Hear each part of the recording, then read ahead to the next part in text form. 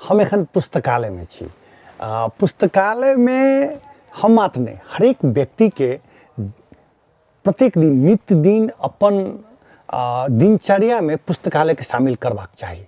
ओना बहुत लोग एखन मोबाइल में समय उपयोग कर रहा है, लेकिन जतेक ज्ञान पुस्तकालय में प्राप्त कर सकै छै ओतेक ज्ञान और ठाम नहीं कर सकै छी। बहुत रास विज्ञ सब कहै छथिन पुस्तकालय संस्कृत भाषा के शब्द अछि।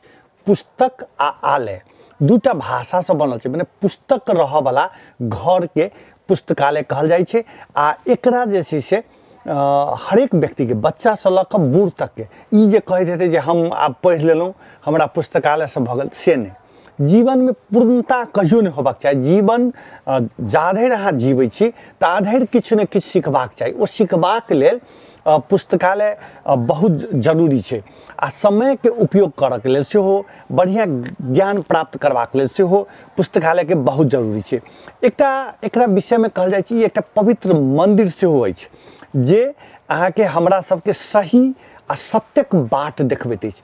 तें पुस्तकालय के हरेक व्यक्ति के अपन दिनचर्या में शामिल करबाक चाही।